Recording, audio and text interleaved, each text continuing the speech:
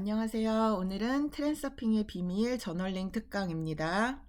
제가 트랜서핑의 비밀을 가지고 온 이유는 오늘 다루는 내용은 트랜서핑의 비밀의 일부에 해당하는 이야기이지만 저널링을 하는데도 도움이 되는 부분들이 있고 또 요가 명상과 연결되어서 설명할 수 있는 포인트들이 많아서 가지고 왔어요. 그래서 저널링을 하시는데도 도움을 받으시고 그리고 요가 명상을 또 트랜서핑의 방식대로 한번 또 이해해 보시면 더 깊이 이해하실 수 있을 것 같습니다.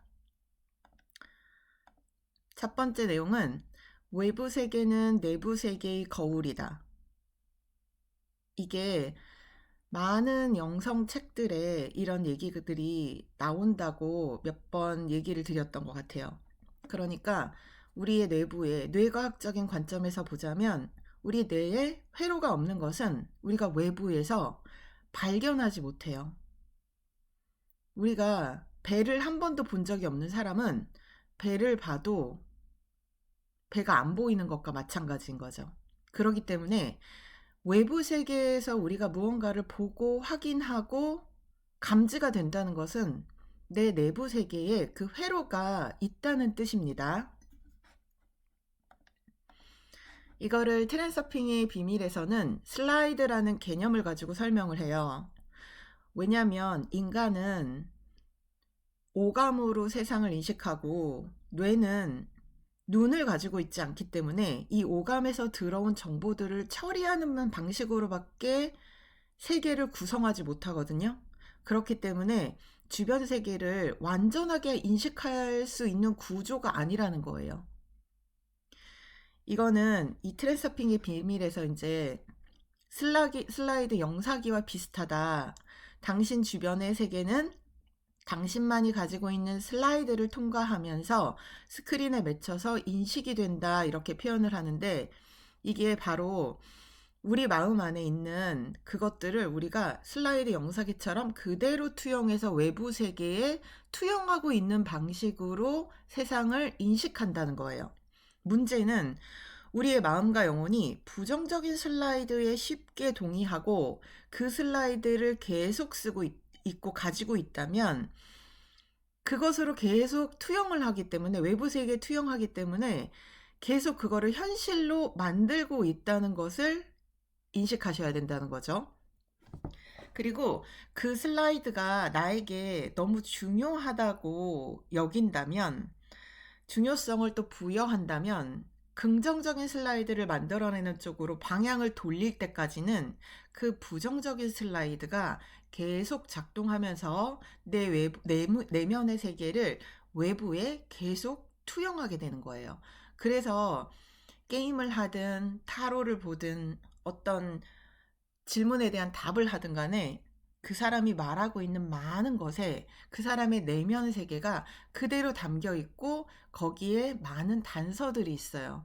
그래서 자기 변형 게임에서도 짧은 시간이지만 그 사람의 굉장히 깊은 내면까지도 들여다볼 수 있는 이유가 바로 우리가 내면 세계를 외부로 계속 투영해서 인식을 하기 때문입니다. 이게 트랜서핑의 비밀에서 슬라이드의 개념이에요.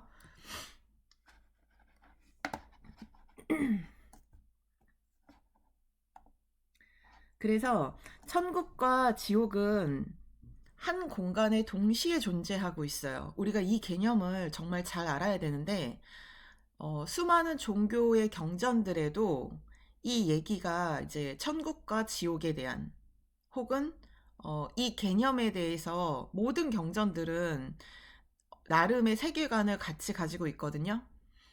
천국과 지옥을 묘사하는 것들이 나와요. 그런데 이게 우리가 특정한 공간의 개념이 아니라는 걸 이해를 해야 돼요.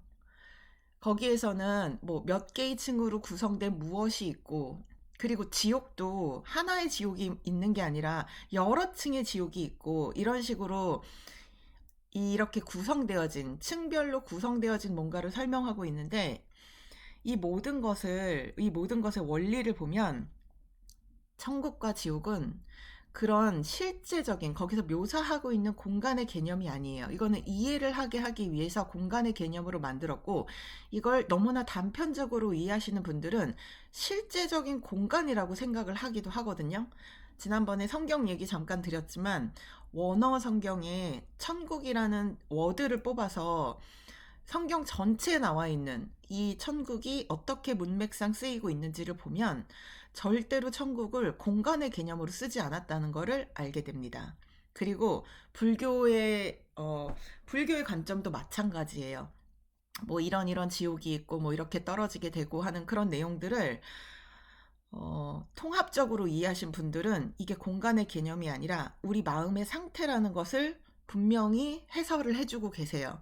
그래서 이 천국과 지옥이 우리 현실에서도 우리는 이렇게 오른쪽에 실제 세계를 보고 있거든요. 근데 절대로 이거를 그대로 보지 않아요. 근데 우리는 이거를 내 눈으로 그대로 보고 있다는 착각을 하고 있거든요. 그런데 실제로 그냥 보지 않습니다. 우리의 무의식과 마음은 그 슬라이드라는 필터를 가지고서 이 세계를 인식하고 보기 때문에 그것에 따라서 내 의식의 상태에 따라서 우리는 이것을 재해석해서 계속 보고 있어요. 그래서 지난번에도 한번 얘기 드렸는데 우리가 일상적으로 하는 행동들은 우리의 무의식의 행동과 생각과 태도와 이런 것들이기 때문에 98% 이상이 무의식적으로 하고 있어요. 무슨 말이냐면 의도를 갖고 행하지 않는다는 뜻이에요. 거의 대부분이 우리는 무의식적으로 이런 일상들을 처리하고 있거든요. 그런데 이 오른쪽에 이제 필터를 또 갖고 있는 거죠. 내가 걱정과 염려와 근심 혹은 두려움 이런 여러 가지 필터들이 있는 거예요. 그래서 이렇게 무의식적으로 행동하는 내 기본 옵션과 디폴트 값과 오른쪽에 이 슬라이드가 만나면 아까 보였던 실제 세계가 이렇게 보이게 됩니다. 근데 우리는 이렇게 붉은색 슬라이드를 통해서 이걸 보고 있다라는 거를 거의 인지하지 못해요. 이거를 이제 상담해보거나 얘기해보거나 하면 거의 계속 쓰고 있거든요. 이 필터를 통해서 계속 이 사람들을 어떻게 왜곡하거나 아니면은 다르게 바라보거나 이 사람의 의도를 내 마음대로 판단하거나 이렇게 바라보고 있는데도 내가 맞다고 생각해요. 내가 본 세상이 맞다고 생각해서 아니야, 그 사람 진짜 그래. 그 사람이 진짜 나 무시했어. 그 사람이 나한테 이렇게 얘기했다니까 하는 많은 것들이요. 이 필터예요. 슬라이드라는 거죠. 그래서 우리는 슬라이드를 통해서 계속 이 세상을 보고 있다는 거를 인지해야 해요. 근데 이게 놀라운 착각은 내가 본 게 진짜로 맞다는 생각을 하기 때문에 저 사람이 문제라고 보여지는 거예요. 우리가 똑바로 보고 있지 않은데도 불구하고요. 넘어가 봅시다. 역시나 똑같아요. 일상의 무의식적인 행동은 똑같은데 우리가 이 파란색 슬라이드죠. 우리가 하는 저널링과 원하는 생각을 하는 거는 의도를 가진 생각이에요. 그런데 저는 이거를 수많은 사람들이 얘기하지만 의도를 갖고 자신의 삶을 캐리하는 사람은 정말 1%밖에 안 된다는 얘기를 하거든요. 왜냐하면 그냥 늘 얘기했다시피 반응하면서 살거나 무의식적으로 행동하기 때문에 그래요. 우리가 특정하게 의도를 갖고 내가 원하는 생각으로 이거를 이끌어가는 게 쉬운 일도 아닐 뿐더러 훈련이 되어 있지 않기 때문에 이런 슬라이드를 잘 쓰지 못합니다. 그래서 우리가 이 저널링과 원하는 생각에 슬라이드를 만들기 위해서 이걸 하는 거예요. 저널링을 한다는 거죠.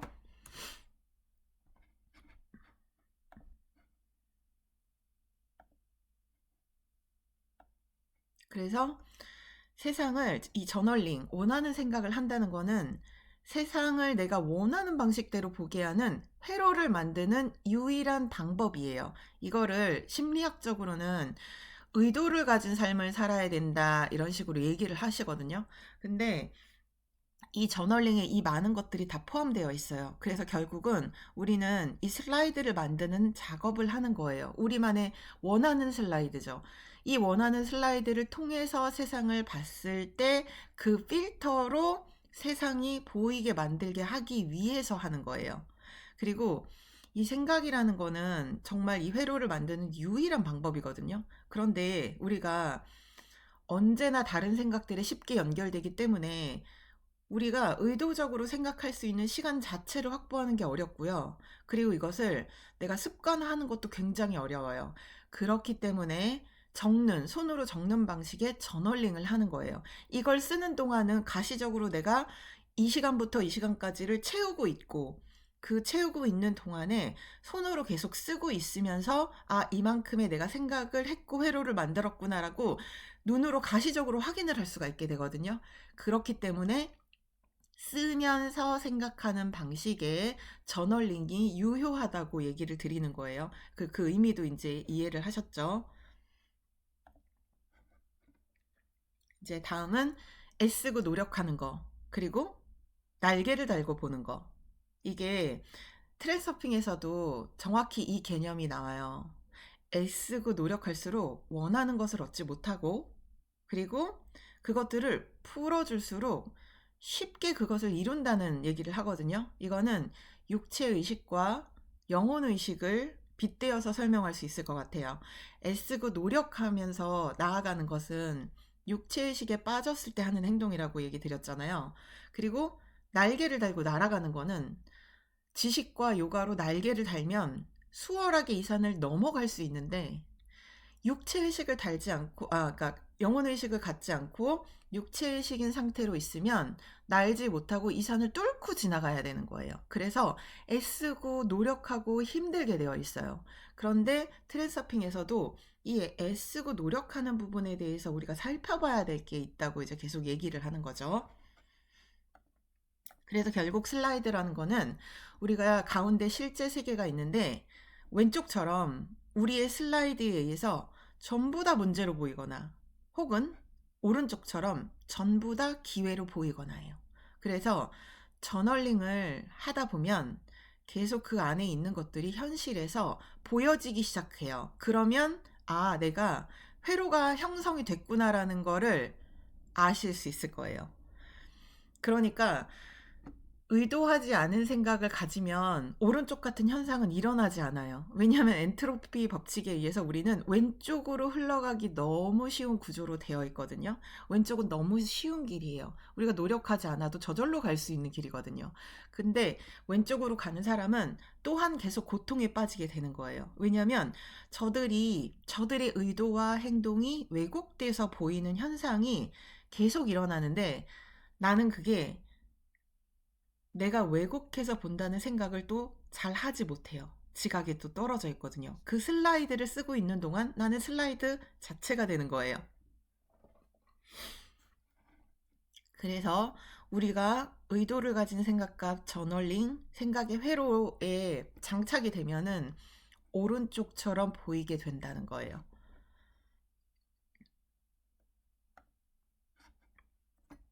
자, 이 애씀, 그리고 육체의식과 영혼의식에 대해서 좀 더 얘기를 해보자면, 보통 사람들은 그 바라는 방식을 이루기 위해서 계속 주변 세상에서 영향을 미치려고 애쓰는 것이다 라는 표현을 해요. 트랜서핑에서는. 하지만 그것은 결코 효과적인 방법도 아니고 유익한 방법도 아니라고 해요. 우리는 육체의식 상태에서는 이렇게 해야 맞다고 얘기를 하잖아요. 그런데 다른 접근 방법을 택하라는 거죠.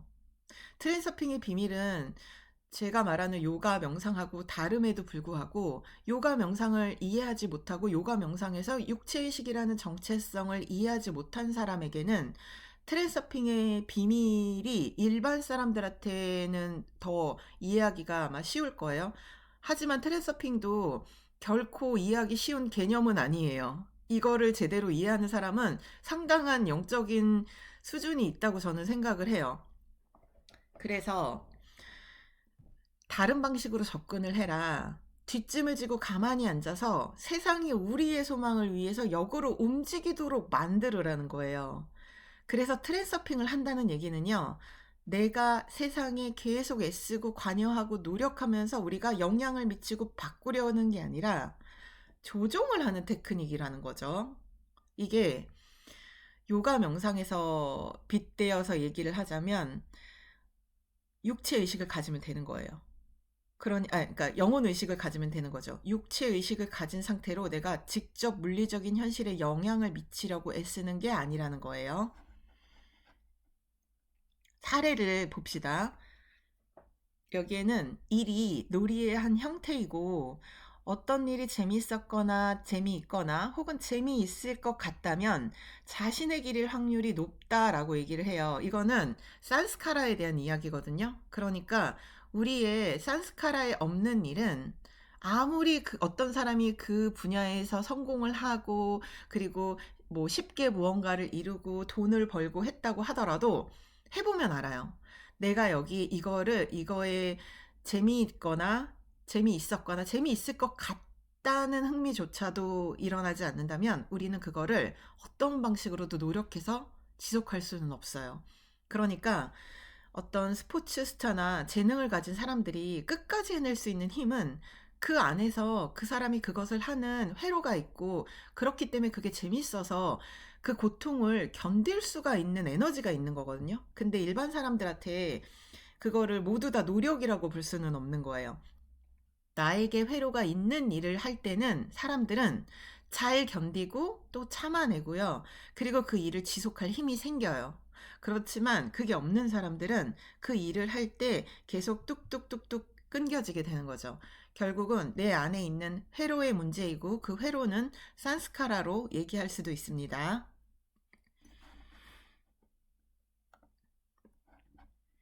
그래서 강점과 재능은 나에게 회로가 있는가를 이제 물어보면 돼요. 나에게 회로가 있는 것들은 내가 다른 사람들보다 훨씬 잘할 수 있고 빨리 할 수 있고요. 그리고 인연이 되게 되는 그 지점을 맞이해요. 그러니까 김연아 같은 경우에도 우연히 갔던 그 아이스링크장 이런 것들이 인연이 된다는 거죠. 그리고 인연이 됐을 때 내 회로가 작동을 하게 돼요.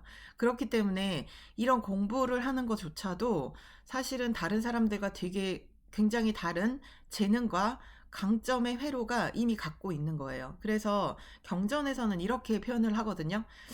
이제 그저께였나? 이제 그때 내용이 뭐였냐면 첫 마디가 그거예요. 너희들은 복권에 당첨된 사람들이다라는 얘기가 나와요. 그러니까 그만큼이나 이런 공부를 하고 이런 공부에 입문을 하고 영혼의식에 대해서 이해하고 하는 사람들이 굉장히 소수라는 거죠. 그리고 그 소수의 인연이 된 사람들은 절대로 그냥 인연이 될 수는 없다는 거예요. 내 안에 반드시 그 내 산스카라에 그 인연과 드라마가 있어야 이게 가능해지는 거거든요.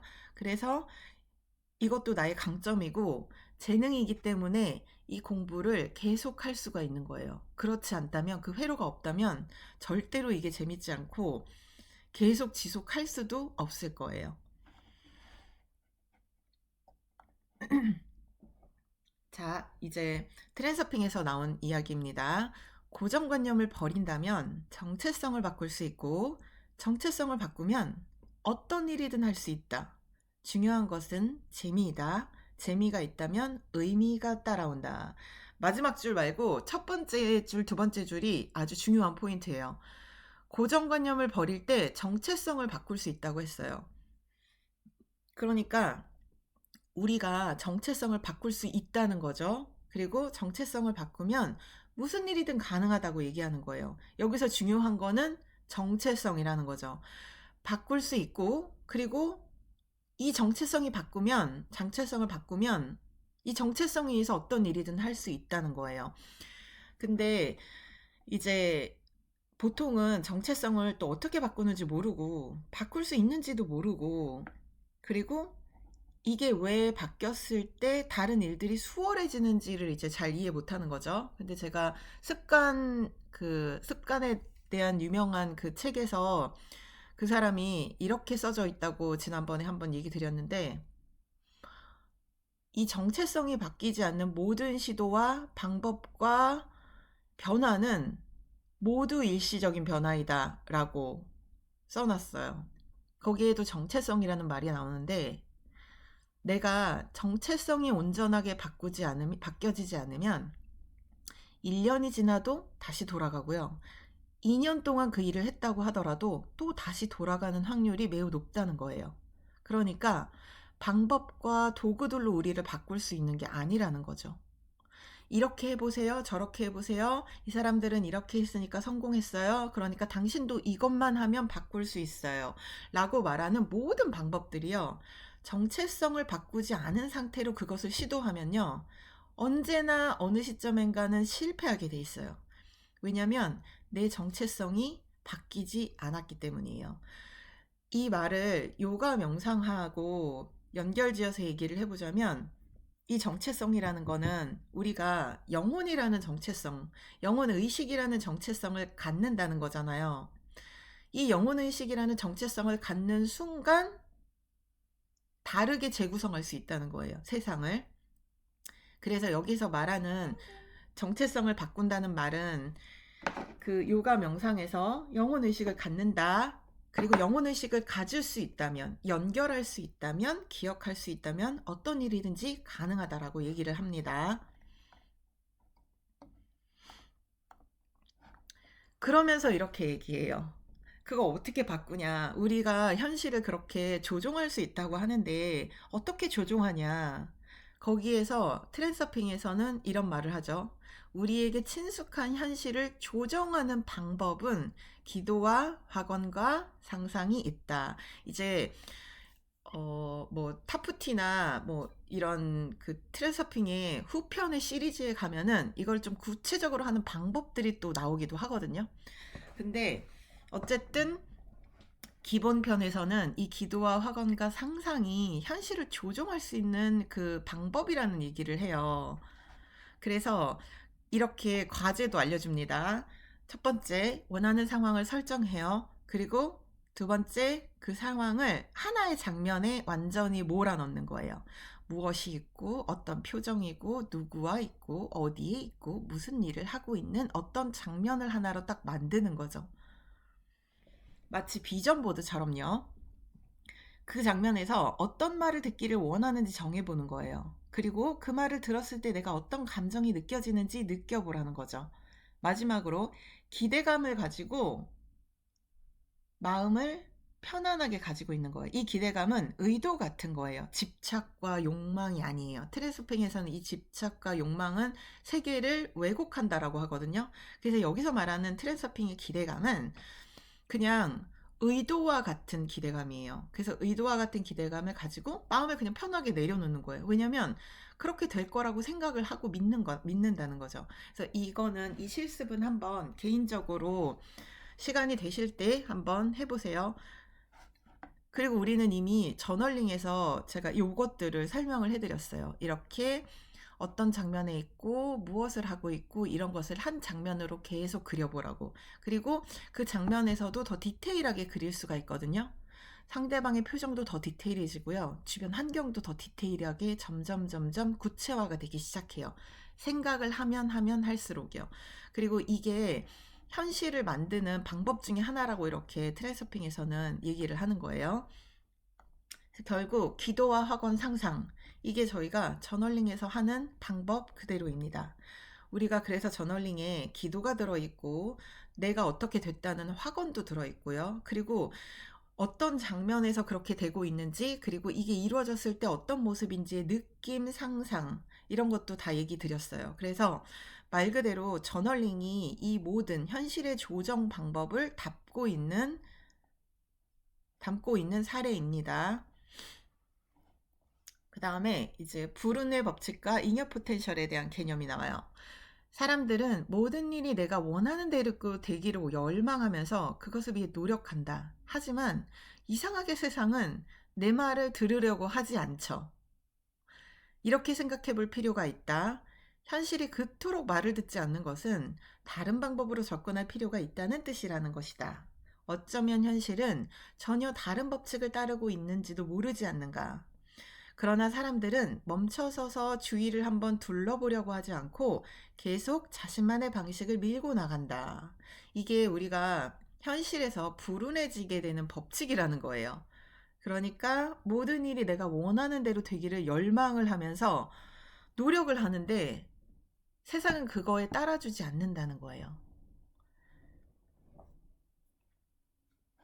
그래서 이제 예를 들어서 주식을 하는 사람이라고 생각을 해볼게요. 이건 저의 모든 경험입니다. 주변에 이제 주식을 하는 사람, 했었었던 사람, 그리고 그런 사람들이 보여주는 태도예요. 이 주식을 정말로 내가 하나둘씩 공부하고 따져가면서 이렇게 하는 사람들이 되게 소수거든요. 근데 그 사람을 제외한 대부분의 사람들은 주식을 할 때 내가 주식을 사자마자 이 주식이 올라야 된다는 기대감을 갖게 돼요. 그런데 주식이 어떤 특정한 기간 동안에 우상향을 하고 있어도, 심지어는요, 우상향을 하고 있어도 계속 이 파동이 있기 때문에 올랐다 내렸다 올랐다 내렸다 하면서 어떤 방향으로 흘러가게 되잖아요. 그런데 사람들은 계속 그 좁은 구간 안에서 그 파도를 계속 같이 타는 거예요. 지난번에 파동 그래프 얘기 드렸던 것처럼 계속 그 미분점에서 똑같이 그 고통을 겪는 거예요. 그 말은 나는 언제나 오르기를 바라는 주식을 사자마자 그 주식이 항상 올라야 된다는 그 고정 세팅 값을 갖게 돼요. 그런즉 주식은 오랫동안 우상향 한다고 하더라도 계속 오르고 내리는 이 파동을 계속 겪거든요. 그러면 이 사람은 절반은 고통 속에 있어야 되는 거예요. 왜냐면 절반은 계속 그래프가 내려갈 테니까요. 하루 중에도 몇 번씩이요. 그러면 그 파동의 그래프를 그대로 따라가는 거예요. 떨어진 날의 내 기분, 올라갔을 때의 내 기분을 똑같이 그 파동으로 내가 느끼면서 막 가요.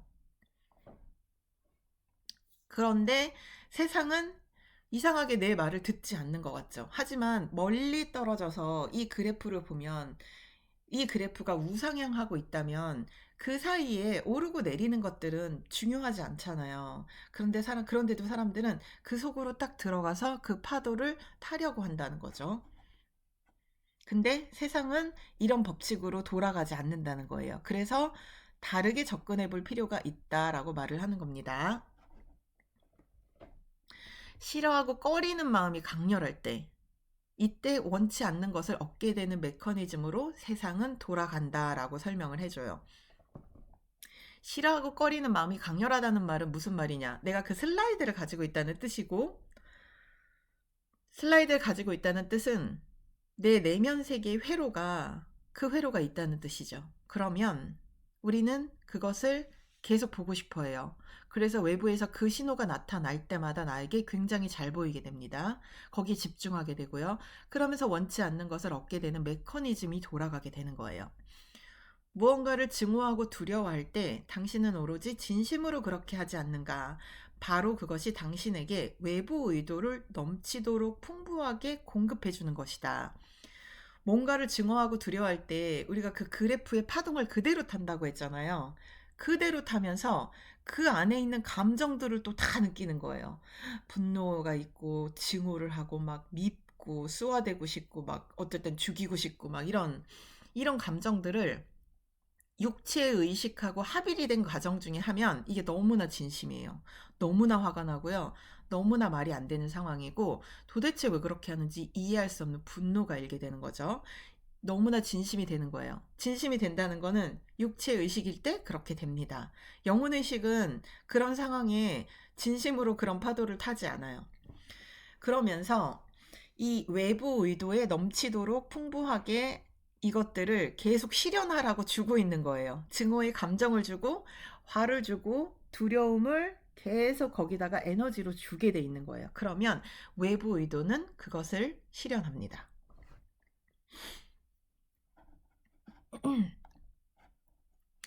그래서 바람직하지 않은 상황과 사건들은 이 잉여 포텐셜이 주변 에너지 환경에 왜곡을 일으킨다라는 말을 해요. 그래서 이 잉여 포텐셜이 뭐냐면 어떤 거에 지나친 중요성을 부여할 때 발생되는 에너지거든요. 이게 내 주변을 계속 왜곡시킨다는 거예요. 근데 이게 진심일 때 일어나요. 진심일 때 집착이 생기고요. 진심일 때 그 화가 나고요. 뭐, 연애 얘기로 이제 예를 들어드리자면, 저의 지인분이신데, 여자분이신데, 어떤 남자가 좋으면 집중적으로 그 사람한테 그거를 과하게 표현을 해요. 그러니까 저 상대방이 어떤 여유를 가질 시간조차 없이 약간 무대포처럼 밀어붙이듯이 자기 표현을 막 하기 시작해요. 그러면 저 사람이 처음에는 이 사람한테 인간적인 친근함과 호감을 갖고 있었음에도 불구하고 그 다음 단계로 뭐 이제 이성 간의 관계로 나아가기 위한 시작조차 하지 못하게 이 사람이 이걸 자기 표현들을 막 과도하게 하고 막 계속 전화하고 막 만나자고 하고 막 이렇게 요청을 하고 그러면서 이게 너무 좋은 거에 대한 중요성이 한꺼번에 막 확 쏟아지는 거예요. 그러면 지금까지 제가 보아온 모든 결과에서 그 모든 남자들이 다 뒷걸음질 치면서 도망가고 회피하고 약속을 잡았다가도 아, 나 오늘 무슨 일이 있어서 못 나온다고 말하고 이렇게 현실이 왜곡되는 상황이 일어나게 되는 거예요. 그런데 이런 게 잘 제어가 안 될 때가 있어요. 그리고 그분도 제어도 안 되고 내가 그런 행동을 왜 하고 있는지 모르고 그 행동 때문에 이 잉여 포텐셜이 생겨가지고 계속 왜곡을 일으키게 된다는 것도 잘 이해하지 못하고 있는 상황인 거죠. 그래서 이 잉여 포텐셜은 우리가 나 이거 꼭 반드시 돼야 돼. 반드시 이거 해야 돼. 라는 이런 감정들. 내가 반드시 이 돈을 이렇게 해야 돼. 반드시 벌어야 돼. 반드시 이걸 해결해야 돼. 라는 이런 중요성을 부여할 때마다 이 경험적인 세계에 왜곡의 현상이 벌어진다는 거예요. 그래서 오히려 이게 영혼의식으로 말하자면요. 초연함이 필요한 거예요. 우리가 드라마를 쓰지 않고 우리 앞에서 이 드라마, 잉여 포텐셜 때문에 생기는 왜곡의 드라마를 보고 싶지 않다면 우리는 영혼의식을 탑재하고 초연하게 바라볼 수 있어야 되는 거예요.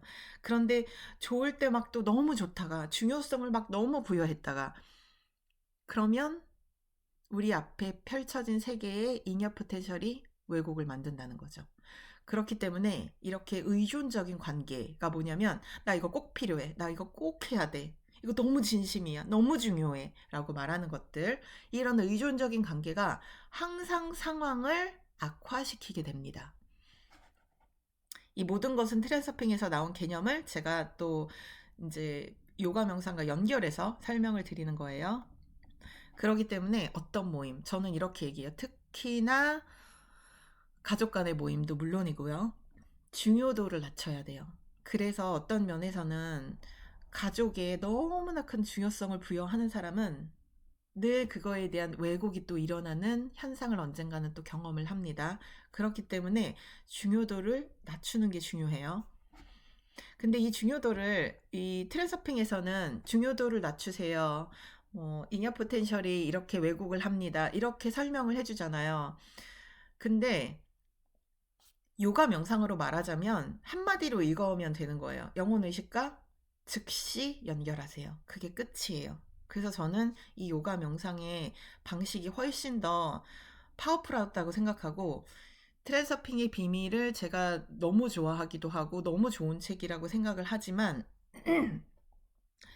훨씬 더 적합하고 빠른 방식들이 있어요. 그러니까 자, 내가 이번에는 중요도를 낮춰야지 생각하는 거랑 나는 영혼의식이다를 생각해서 이게 한 번에 없어지는 거랑은 다른 개념이라는 거예요. 그래서 첫째, 둘째, 셋째 아이가 나올 때도 보통은 아이들이 갈수록 더 건강하고 성공하는 이유, 그게 우리가 중요도를 낮추고 말 그대로 방목을 점점 하기 때문이에요. 처음에는 이게 너무 중요해서 이것도 해야 되고 저것도 해야 되고 너무 중요하기 때문에 벌어지는 일들이 많다는 거죠. 물론 이거는 개개인에 따라 다르고 또 요즘 세상에는 또 다르기는 하겠지만 이런 경향성이 있다는 거예요. 근데 재밌게도 최근에 그 스포츠 선수들을 대상으로 이제 그 성공하는 스포츠 선수들 탑이 된 그 전 세계 스포츠 선수들을 대상으로 연구한 결과 중에서 그 유의미한 결과 중에 하나가 그거였어요. 막내래요. 그 스포츠 선수가. 근데 그 이제 막내가 갖는 이점들이 있다고 하더라고요. 그러니까 도전을 두려워하지 않는 거예요. 그리고 심지어는 제가 본, 어, 인상적인 책 중에 사례로 나왔던 것 중에 하나는 그 야구 선수죠. 미국의 그 메이저 리그의 야구 선수들을 대상으로 이거는 조사한 결과였는데 정말 재밌게도 그 도루의 끝판왕, 도루를 잘하는 그 선수들, 압도적으로 잘하는 선수들을 놓고 연구를 했는데 다른 모든 지표들이 연관성이 없었음에도 불구하고 이 지표 하나는 매우 큰 연관성을 가졌다고 말하는 게 둘째였다는 거예요. 그러니까 여기에서 말하는 그 막내의 개념하고 똑같은 거예요. 뭐냐면 첫째들은 위험을 감수하지 않는 성향이 굉장히 높대요. 그런데 뒤로 갈수록 누군가가 나에게 하는 기대감이 더 덜하기 때문에 내가 훨씬 더 위험한 요소에 베팅을 할 확률이 높다는 거예요. 그래서 이게 스포츠 그 선수들 중에는 이렇게 둘째나 막내가 훨씬 더 성공하고 그리고 잘할 확률이 높다는 아주 유의미한 연구 결과가 있습니다. 그러니까 결국에는 중요도를 낮추는 문제가 중요하다고 여기서는 계속 얘기하는 거예요. 당신이 중요하다고 생각할수록 계속 세상이 왜곡되니까요. 번아웃 역시도 우리가 의지를 가지고 억지로 끌고 갈 경우에 내가 하는 것과 반대적인 상황을 끌고 온다는 거죠. 이것도 일종의 그 잉여 포텐셜에 의한 왜곡이에요. 내가 이걸 꼭 이렇게 해야 돼. 이렇게 뭐 몇 시간을 해야 돼. 많이 해야 돼. 막 하고 끌고 나가는 거죠. 근데 그럴수록 저 바깥에서 오는 그 바람이, 저항이 훨씬 세져요. 내가 열심히 하려고 하는데 그 열심히 하는 상황에서 맞닥뜨리는 그 장애가 훨씬 더 힘이 세진다는 거예요. 그래서 매트릭스에서도 계속 네오가 내가 더 나아지면, 내가 힘이 더 세지면, 나를 업그레이드 하면은 스미스가 이제 스미스를 이길 거라고 생각을 한 거죠, 처음에. 그래서 자신을 계속 강화합니다. 그리고 매번 매 시즌 나올 때마다 이제 강해져요, 진짜. 그리고 딱 어느 정도로 강했는지 딱 영화에서 보여주죠. 근데 그렇게 강해졌는데 이상하게 내가 강해진 만큼 저 상대도 또 강해져 있는 거예요. 또, 또 더 강해졌는데 스미스는 나를 복제해서 또 더 강해진 거예요. 그러고 나서 이제 마지막에 생각한 게 저 사람과 내가 이렇게 할수록 저 사람도 똑같이 강해진다는 걸 알은 거죠. 그래서 나중에는 아예 공격하기를 포기해버리잖아요. 그래서 스미스가 자기를 이렇게 자기의 가슴 있는 데를 쳐서 이제 자기가 진 것처럼 될 것 같았는데 오히려 스미스가 파괴가 돼요. 왜냐면 네오가 파괴가 되니까 이쪽도 같이 파괴가 된 거예요. 그래서 내가 이렇게 막 애쓰고 노력하고 의지를 가지고 하는 행동들이 계속 상대적인 그 저항감을 더 높이고 있다는 거예요. 그래서 여기서 의지를 가진다라는 말은 육체의식을 가지고라는 말과 동일한 말이에요. 그래서 육체의식을 가지고 내가 억지로 막 끌고 나가려고 할 때, 그때 우리가 계속 손상을 입게 된다는 거죠. 그 다음은 이제 균형력의 법칙입니다. 당신이 주로 혐오하는 모든 대상이 문제가 돼요. 이게 우리 삶에 그 게임의 그 괴물이나 악당처럼 계속 그 레벨마다 나타나거든요. 특히 우리가 중요성이 부여되어져 있는 대상들이 있어요. 대상들의 특성이죠.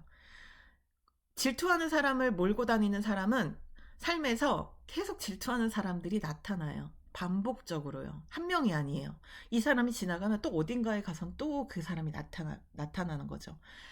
우리가 문제시하는 그 대상들의 특성은 반복적으로 삶에 나타납니다. 내가 끌어당기고 있는 이유가 있기 때문이에요. 그 중요성은 비교하거나 대조하는 거에 의해서 더욱더 강화됩니다. 그리고 우리가 그거를 비난하고 언급할수록 저항감은 더 세지면서 그런 상황들이 더 잘 나타나게 되는 거예요. 그리고 이 양극성을 해결하려고 또 애쓰고 노력할수록 환경은 더 왜곡되고 이 균형력은 회오리 바람을 불러일으키면서 계속 이제 일어난다는 거죠.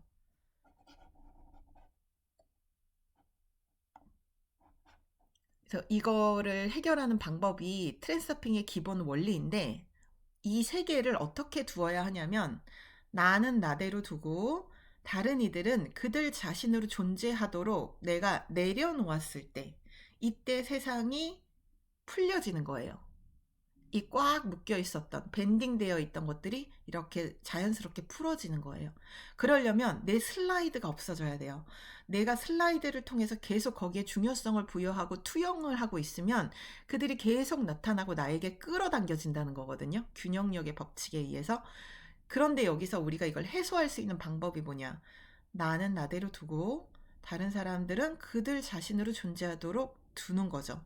근데 우리가 중요성을 부여한다는 얘기는 뭐냐면 저 사람은 왜 저래? 왜 나한테 이러는 거야? 저 사람은 왜 이런 방식으로 행동하는 거야? 이게 중요성을 부여하는 방식이에요. 이것들을 풀어놓으라는 거죠. 꽉 쥐고 있던 손을 느슨하게 풀어놓으라 라고 얘기를 하는데 이걸 경전에서 말하는 언어로 바꾸면 마야는 마야의 역할이 있어요. 그래서 마야의 역할을 하는 거예요. 도대체 왜 저런 마야가 나한테 오고 왜 마야가 일어나고 왜 드라마가 내가 경험을 이 드라마를 내가 왜 경험을 해야 되는지 이거는 중요성을 계속 부여해 버리는 거예요. 그렇기 때문에 마야는 마야의 역할을 하고 나는 나의 의도가 있고 나의 의도대로 행동을 할 뿐이다인 거예요. 그렇게 됐을 때 오히려 세상이 그리고 마야의 의도가 풀어지게 된다는 거죠. 그래서 트랜서핑은 계속 뭔가 중요하게 꽉 쥐고 있던 거를 놓아버리라고 얘기를 해요. 자, 억압하고 저항하는 것은 아무짝에도 쓸모가 없다. 그들을 비난하기를 그치고 그저 그들이 아예 존재하지 않는 것처럼 여겨보라. 심지어는 존재하지 않는 것처럼 여기라는 거예요. 이제 신경 쓰고 내버려 두자. 이렇게 하는 거죠. 그러면 그들이 당신의 세계의 층으로부터 내던져버려지게 되는 거예요. 왜냐하면 우리가 균형력의 법칙에 의해서 우리가 중요성을 부여한 것들을 우리가 계속 끌어안게 되는 거거든요. 저 사람은 왜 저래? 나한테 왜 이러는 거야? 이 경험이 나한테 왜 일어났을까? 하는 이 모든 말들이 나에게 와줘, 나에게 와줘, 나에게 와줘랑 똑같아요. 그래서 이것들이 계속 우리한테 끌어당겨진다는 거죠. 그런데 이거를 일시에 나의 세계의 층으로부터 없어지게 하려면 이 세계의 층으로부터 벗어나게 하려면 그들을 그대로 놔둬야 되는 거예요. 심지어는 그들이 존재하지 않는 것처럼 여겨보라는 거죠. 근데 이제 여기서 제가 이 요가 명상의 파워풀함의 의미를 제가 얘기를 해드리자면 이 트랜서핑의 법칙을 읽고 그들이 존재하지 않는 것처럼 해봐야 되겠다. 이제 신경 쓰지 말고 가만히 내버려 두자. 그래야 없어진다니까. 이런 마음을 가졌다고 생각을 해봅시다. 근데 내가 육체의식인 상태에서 이걸 한 거예요. 그러면 혼잣말을 하고 이제 신경 끄자라고 해도 우리는 꺼지지가 않아요. 그리고 존재하지 않는 것처럼 해보라고 했으니까 그래 신경 쓰지 말고 중요성을 부여하지 말고 존재하지 않는 것처럼 해보자. 이런 것들을 각각을 시도를 합니다. 근데 이런 것들을 시도해도 마음에는 육체의식 때문에 계속 이런 것들이 안에서는 일어나고 그래서 또 끌어당겨지게 돼요. 그래서 저는 요가 명상에서 우리가 계속 우리 자신의 육체의식이 아니라 영혼의식으로 분리감을 빠르게 경험을 하는 게 이 모든 것을 한 번에 할 수 있게 하는 방법이에요. 그래서 그 요가가 파워풀한 거거든요. 그러니까 이런 것들은 일반 그 사람들에게는 굉장히 유효할 수 있을 것 같아요. 저도 유효하게 썼던 방법이기도 하고, 그런데 이 하나하나의 방법들을 바꾸는 게 아니라 내 정체성을 바꾸는 게 압도적으로 빠르고 훨씬 쉬운 날개를 다는 방법이에요. 그런데 이제 이해를 조금 더 하면 좋죠. 이런 균형력의 법칙이 있고, 그리고 뭐 펜듈럼이 있고 이런 것들을요. 원하지 않는 일이 일어났을 때는 드라이하게 흘려보내는 거예요. 그리고 실제로 그냥 일반 분들 중에서도 이 트랜서핑의 개념들을 잘 이해해서 쓰시는 분들이 계세요. 그래서 이런 일들이 일어났을 때도 얼마나 좋은 일이 있으려고 이렇게 하고 그냥 드라이하게 흘려보내는 것들을 하시는 분들은 삶에서 너무 유용하게 이 방법들을 쓰실 수 있을 거예요. 그리고 쓰시는 것도 제가 봤고요. 그래서 굉장히 불편한 일들과 당황스러운 일들이 일어났는데도 불구하고, 와, 그래, 잘 됐어. 얼마나 좋은 일이 일어나려고 이렇게 하고 그냥 툭툭 털고 가시는 거죠. 그것만으로도 아주 훌륭하다고 생각을 합니다. 다음은 펜듈럼이에요. 펜듈럼은 사람들이 모여났을 때 생겨나는 독자적인 에너지체예요. 제가 지난번에 가족에 대한 얘기를 하면서 가족끼리 모여있을 때 가족들만이 가지는 그런 에너지 장이 있다. 그래서 우리가 그렇게 들어가면 그 에너지 장에 또한 영향을 받는다. 그 에너지 장에는 그들의 생각과 행동과 의도와 의식이 담겨 있기 때문에 그거에 영향을 받게 된다 얘기했잖아요. 그게 바로 펜듈럼이에요. 트랜서핑에서 말하는. 그래서 이 펜듈럼이 그 진동추 같은 거잖아요. 그 진동수에 동조하는 지지자들을 계속 끌어모으고 싶어 해요. 모이고 싶어 하고요. 계속 자신의 의견에 동조해 주길 바라는 사람들을 끌어모으고 싶어 하고요. 그 사람들로부터 더 많은 에너지를 뽑아내려고 합니다. 그리고 그게 되면 될수록 더 강력하게 진동하게 되거든요. 그래서 이게 특정 집단이나 특정 사회나 이렇게 형성되어 있는 펜듈럼이 굉장히 많아요. 그리고 우리가 그 특정 펜듈럼에 깊이 속박되어 있을수록 더 많은 갈등과 혼란이 그 안에서 일어나게 됩니다. 실패를 경험하게 되고요. 지금 당신이 믿고 있는 모든 가치는 이 무수한 펜듈럼으로부터 강요된 것들이 많아요. 그렇기 때문에 우리는 근데 이게 진실인 줄 알고 살거든요. 시간이 많이 지나는 거랑 아무 상관이 없어요. 50대, 60대가 돼도 그 자신에 대한 이 펜듈럼이 준 그 지식과 가치, 믿고 있는 믿음, 이 모든 것들을 내가 그렇게 결정했다고 생각을 하는 거예요. 되게 놀랍게도요. 그리고 그거를 그대로 그 믿음을 그대로 가지고 갑니다. 평생요. 왜냐면 다시 들여다보지 않거든요. 그리고 이걸 바꿀 수 있다는 생각을 하지 않고요. 그래서 이 펜듈럼이라는 거는 그런 에너지의 장들이 있기 때문에 경전에 의하면 이런 펜듈럼에 가지 않기 위해서 혹은 펜듈럼에 맞닥뜨렸을 때도 우리는 지속적으로 은밀하게 연결해라 라는 말을 하는 것처럼 그런 사람들하고 같이 있을 때 계속 은밀한 연결을 나 혼자는 할 수 있는 거예요. 그러면 우리는 이 장의 영향을 받지 않을 수 있어요. 우리는 진동체이자 입자이며 빛의 알갱이이다. 우리는 주변에 영향을 주기도 하고 받기도 한다. 이 진동체이며 입자이자 빛 알갱이이다라는 거는 우리가 영혼의식이라는 거예요. 하지만 그러면서도 육체의식을 같이 갖고 있죠. 그래서 우리가 전적으로 육체의식에 연결된 상태로 살면 계속 이 트랜서핑에서 말하는 그 펜듈럼의 영향, 균형력의 영향, 이 모든 법칙에 지배당하게 되는 거예요. 그래서 우리가 단순하게 이 육체의식과 영혼의식을 같이 가지고 있지만 육체의식이 아니라 육체가 나쁜 게 아니잖아요. 육체는 우리의 영혼을 돕고 영혼을 경험하게 하는 거니까요. 그래서 육체가 나쁜 게 아니라 육체의식이 우리를 고통에 빠지게 하고 하는 악덕이다라고 말을 하는 거죠. 그래서 이 진동체이자 입자이와 빛 알갱이인 우리의 영혼의식임을 기억하는 거예요. 그래서 이 정체성을 탑재하는 것이 중요한 거고요. 흐름에 맞추기.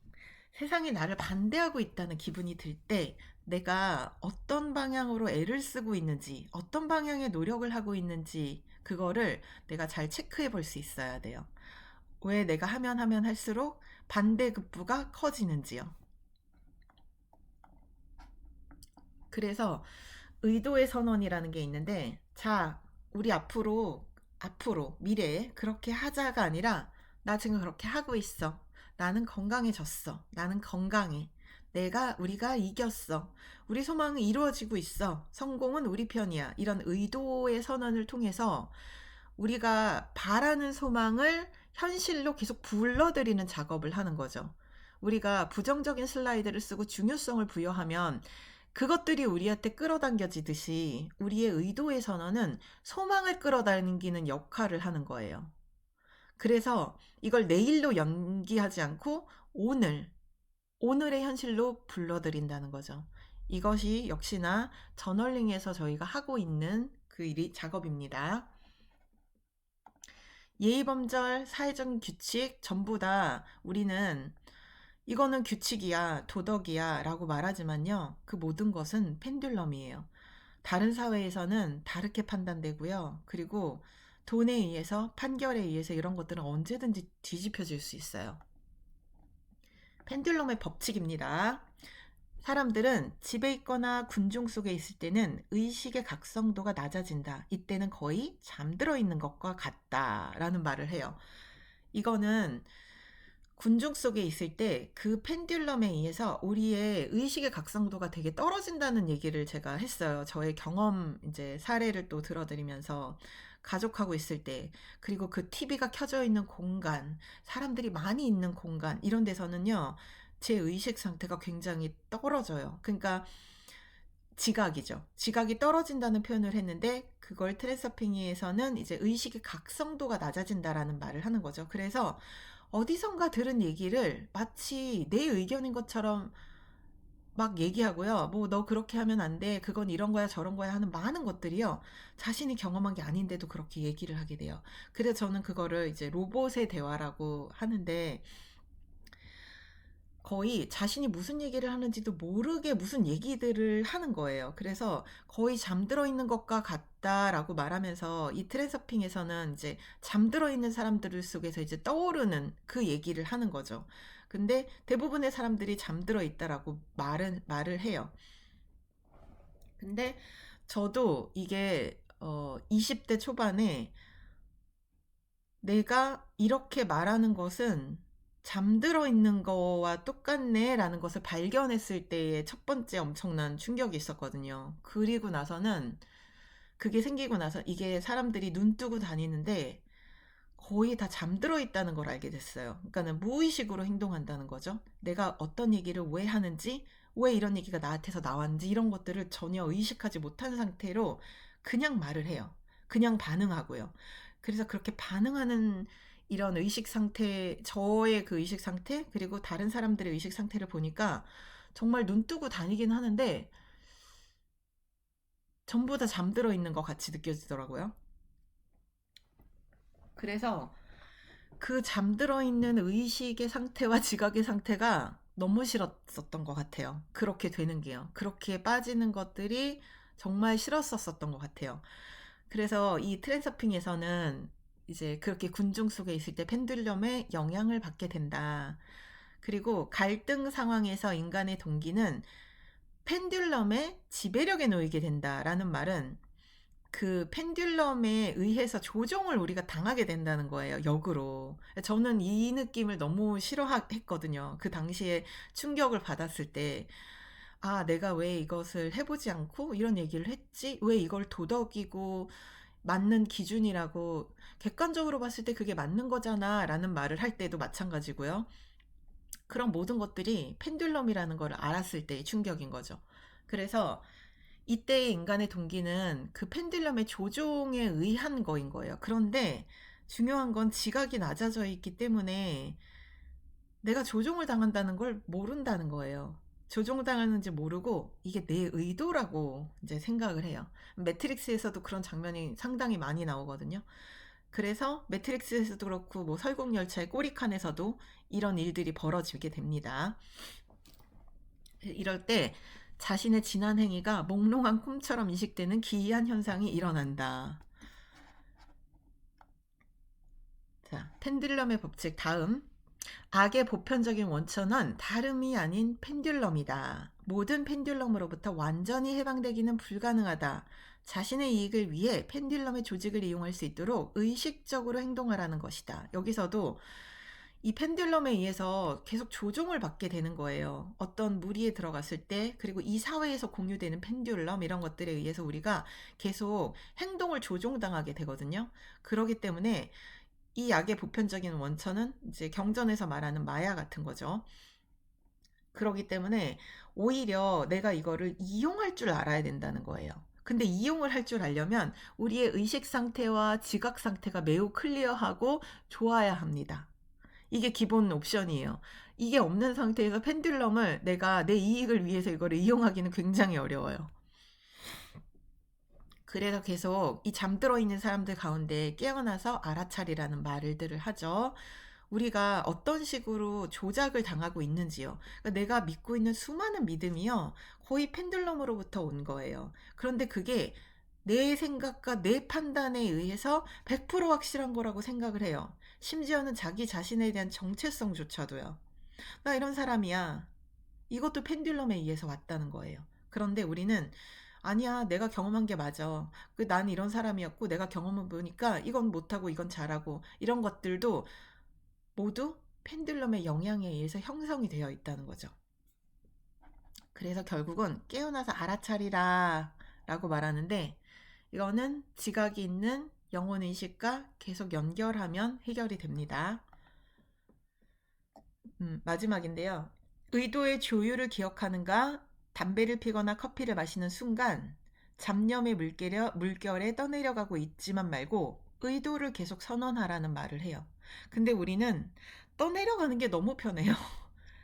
그래서 아예 뭐 의도고 뭐고 그거 귀찮아. 그거 생각하고 뭐 하고 지금 언제 그런 생각을 계속해. 그거 생각하는 것도 귀찮아. 그냥 나는 떠내려갈래. 라고 말하면서 일상적인 또 반응하는 행동과 그리고 원래 돌아가던 내 생활을 그대로 이제 굴리게 되는 거죠. 모든 일은 훌륭하게 진행되고 있다. 왜냐하면 나는 자신의 의도로서 현실을 만들고 있기 때문이다. 그리고 나는 그것을 어떻게 하는지 알고 있다.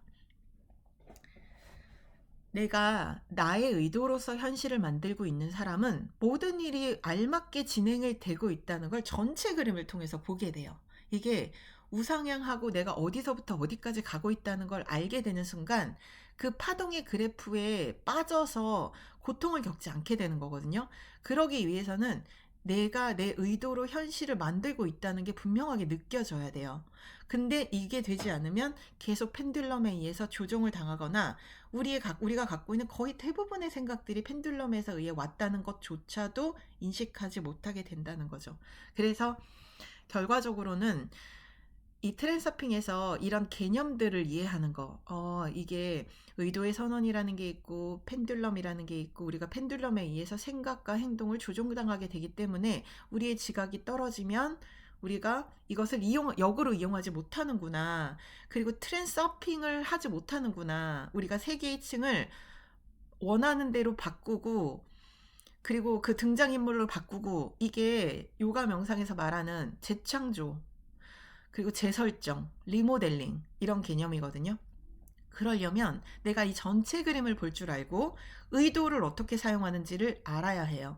이걸 모르면 언제나 조종을 당하게 되어 있습니다. 근데 난 귀찮아. 그냥 조종당하고 그냥 이렇게 살래. 이렇게 얘기를 한다면 그냥 그렇게 살아도 정말 100점이에요. 그냥 생명으로서 살아가는 것 자체가 힘든 세상이잖아요. 육체의식으로 살아간다는 게 항상 즐거운 일만 있는 게 아니니까.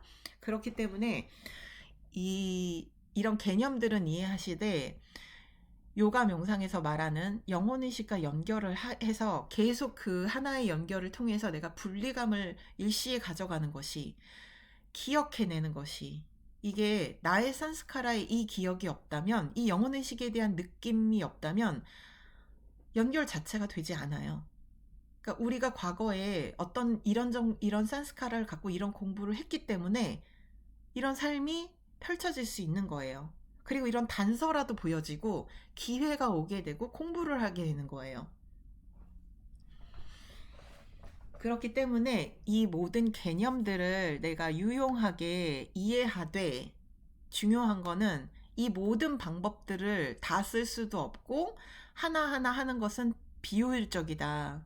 가장 좋고 파워풀한 방법은 요가와 명상을 하는 것이다. 연결하는 것이다. 이 연결을 어떻게 하면 계속 강화하고 시간을 늘려갈 수 있을지. 그래서 일시에 내가 은밀하게 이 펜듈럼과 마야 속에 있더라도 일시에 내가 이것을 연결해서 분리감을 느낄 수 있게 할 것인지.